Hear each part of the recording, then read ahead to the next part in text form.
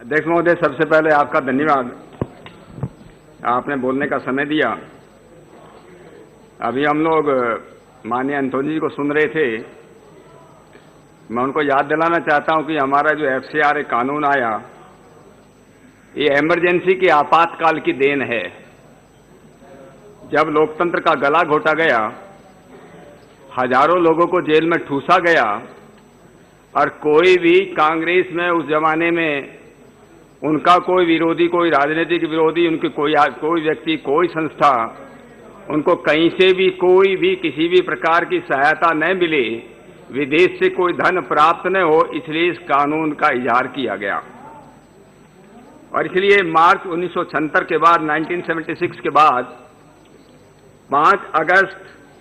1976 से ये कानून जो लागू हुआ देश के अंदर। उसके बाद 2010 में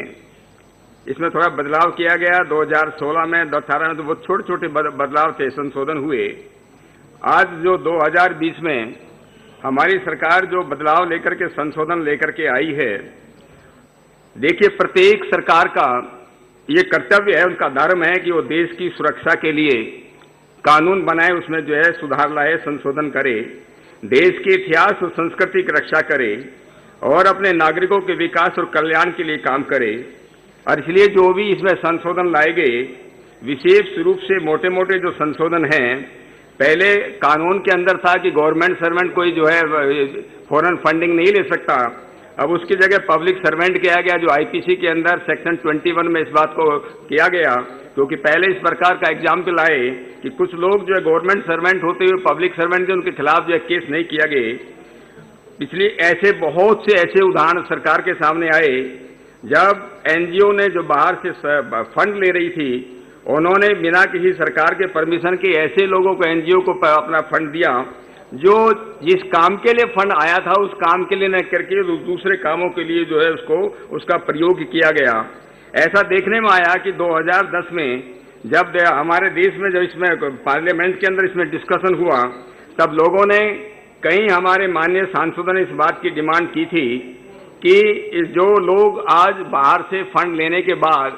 इतना पैसा अपने जो है ऑफिस के ऊपर, इंपोर्टेड गाड़ियों के ऊपर, अपने जो है बड़ी बड़ी जो है ऑफिस जो है किराए पे लेके खर्च करते हैं, और जिस काम के लिए वो पैसा आता है उस काम पे वो पैसा खर्च नहीं होता, और इसलिए जो है 50% से उसको 20% किया जाए। कुछ माननीय सांसदों ने ये तक डिमांड किया कि उसको 10% तक किया जाए। वही भारत सरकार ने अभी जो प्रस्ताव आया है कि इसको 50% से 20% किया जाए। ये पैसा कौन ले रहा है? इन ट्रस्ट में, NGO में कौन लोग हैं, कौन डायरेक्टर हैं, कौन ट्रस्टीज हैं? उनका वो बेनामी लेकर काम नहीं करें। इसलिए आधार कार्ड की बात जो उसके अंदर की गई, कुछ कभी कभी जांच करने में, क्योंकि पिछले लगभग 2011 से लेकर के और 2019 के बीच में काफी ऐसी संस्थाएं अपने को मिली, लगभग 19,000, जो जिस पर्पज के लिए, जिस प्रयोग के लिए जो उनको पैसा मिल रहा था उसमें न खर्च करके उन्होंने दूसरे कामों में अपना वो खर्च कर रहे थे। कभी कभी जांच में समय लगता है, और इसलिए वो 6 महीने की जांच के उसमें एक समय जो है बढ़ाए के लिए, कई बार 6 महीने में नहीं होता तो दोबारा उसको 6 महीने का समय बढ़ाया जाए, ये भी एक संशोधन ला गया। और कई बार ऐसा होता है कि पैसा उसके बैंकों में पड़ा हुआ है, NGO के बैंकों में पड़ा हुआ है, और उसको जो है उसको कैसे उसको बंद करें, ऐसे कोई प्रोविजन से कोई प्रावधान हमारे कानून में नहीं था। अभी सरकार ये प्रावधान लाई है कि उसके अकाउंट में जो पैसा है उसको जो फ्रीज किया जाए और वो वहां से वो जो पैसा न निकाल सके। इसी तरह से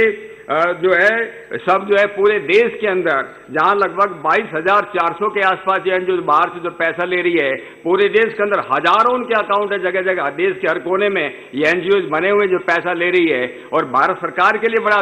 ये मुश्किल होता है कि इन लोगों को पैसा कहां से आ रहा है, कहां से पैसा आ रहा है, किस काम में खर्च हो रहा है, इन पर किस प्रकार से ठीक से मॉनिटरिंग किया जाए। इसलिए प्रावधान किया गया कि दिल्ली के अंदर, स्टेट बैंक ऑफ इंडिया के अंदर ही उन सबको अपना अकाउंट खोलना पड़ेगा,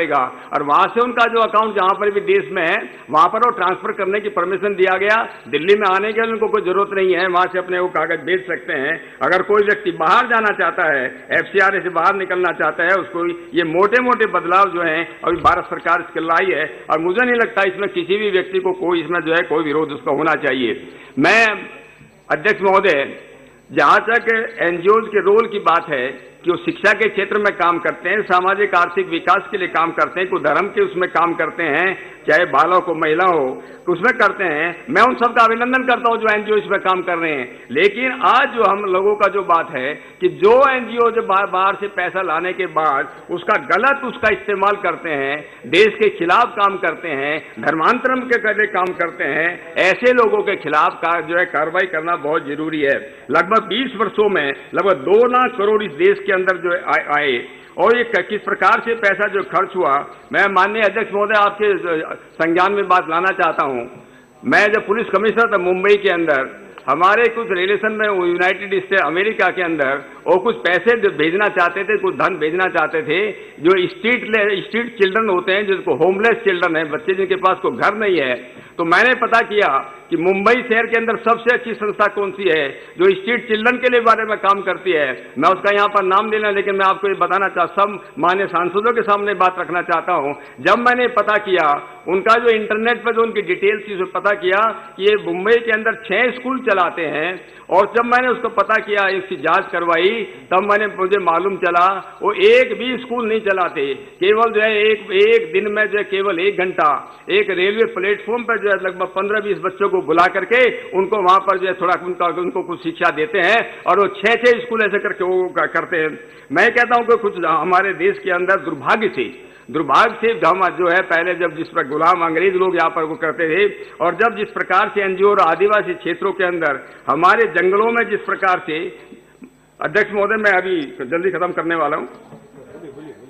तो मैं आपसे ये निवेदन कर रहा था कि कुछ लोग जो है जिस लोगों के आके व्हाइट मैन्स बर्डन है, ये सफेद आदमी के ऊपर बहुत बड़ा भार है कि दुनिया को जो है संस्कृति सिखाई जाए, दुनिया को कल्चर सिखाई जाए। और जिन लोगों ने जो है एजुकेशन की मिनट्स जो मैकाले की पढ़ी होगी, उन मैकाले की मिनट्स में बात बड़ी क्लियर लिखी हुई है कि ये एजुकेशन जिस प्रकार से हमारे देश में दी जाएगी, जिस होगा उस समय किस तरह से यहाँ पर क्रिश्चियनिटी बढ़ने वाली है। नॉर्थ ईस्ट का हिसाब सबको मालूम है कि नॉर्थ ईस्ट के अंदर क्या हुआ। नॉर्थ ईस्ट के अंदर पिछले 50 वर्षों में वहां पर किस प्रकार से वहां का नक्शा बदल गया, किस प्रकार से वहां पर हमारी जो खत्म हो गया और किस प्रकार से एक पर्टिकुलर वहां पर रिलीजन आउट में आ गया, किस प्रकार से इंसर्जेंसी बढ़ी। इसके ऊपर रिपोर्ट है, गवर्नमेंट के अंदर रिपोर्ट है, इंटेलिजेंस रिपोर्ट है कि वहां पर किस प्रकार से इंसर्जेंसी बढ़ाई गई। ये पैसा जो FCRA से वहां पर पैसा आ रहा था, किस प्रकार से नॉर्थ ईस्ट के अंदर जो इंसर्जेंसी को किया गया। मैं आपको ये बताना चाहता हूं अध्यक्ष महोदय जी कि उड़ीसा के अंदर 1999 में जब बहुत लोगों को बात मालूम होगी, वहां पर एक जो है ऑस्ट्रेलियन जो वहां पर मिशनरी काम करते थे, ग्राहम स्टेन्स थे, उसके बारे में इतना हल्ला हुआ इस देश के अंदर कि जब ग्राहम स्टेन्स की जो है हत्या हुई, जिस प्रकार से हत्या हुई वास्तव में गलत था। उसके 2 बच्चों के साथ जिस प्रकार उसको जलाया गया, लेकिन इसके इन्वेस्टिगेशन के बारे में बताना चाहता हूं, ये रिकॉर्ड पर है। ये सीबीआई ने इस केस का इन्वेस्टिगेशन किया और सीबीआई ने उस बात का इन्वेस्टिगेशन किया, उड़ीसा की क्राइम ब्रांच ने इसका इन्वेस्टिगेशन किया, उसके बाद जस्टिस डीपी वाधवा कमीशन बना और सब लोगों ने ये बात लिखी है कि ग्राहम बेल सबने कहा कि वहां पर आदिवासियों का जो धर्मांतरण किया जा रहा था, ये सबसे बड़ा कारण था उसको वहां पर उसके लोग जो खिलाफ हुए। और केवल ये बात नहीं है अध्यक्ष महोदय,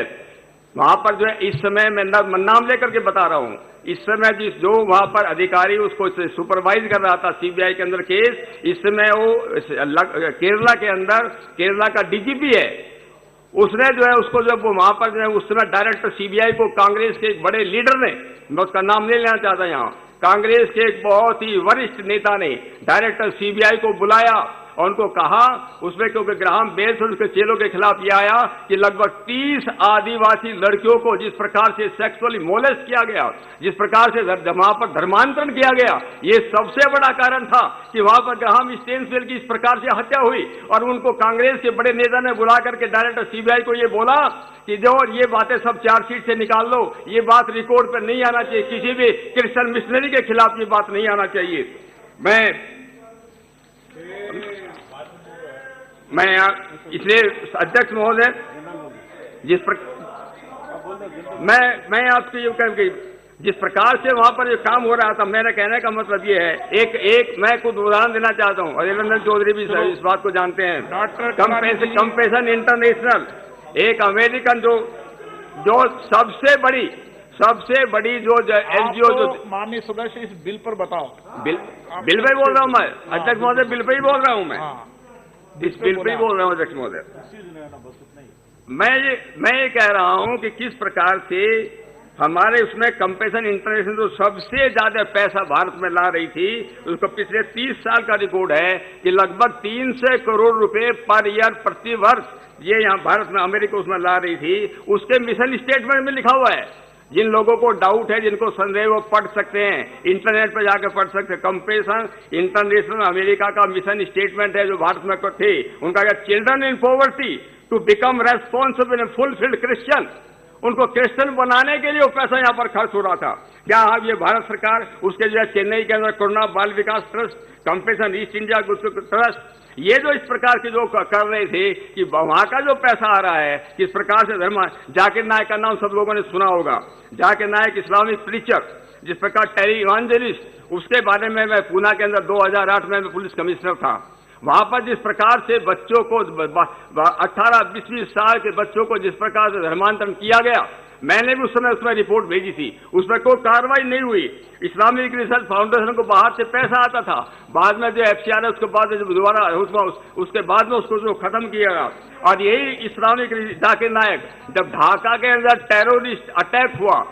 2016 के अंदर, उसके अंदर भी वहां पर जो पकड़े गए जो टेररिस्ट थे, उन्होंने उनका स्टेटमेंट बयान है वहां की पुलिस को कि मुझे हम इस दम जाकिर नायक के जो उससे भाषण से हम लोग प्रभावित है। मेरा कहने का मतलब ये है कि ये पैसा जो बाहर से आ रहा है, ये धर्मांतरण के लिए खर्च नहीं किया जा सकता, ये टेररिस्ट एक्टिविटीज के लिए खर्च नहीं किया जा सकता। Greenpeace International, Amnesty International, विकास के कोई भी काम है,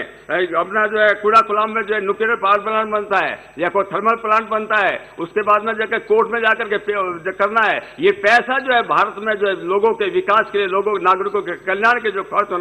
होता है कि उनको ये नहीं होना है, और उनके लिए उनके खिलाफ कुछ न कुछ जाकर के कोर्ट में करना है, कहीं एनवायरमेंट के नाम पे, कहीं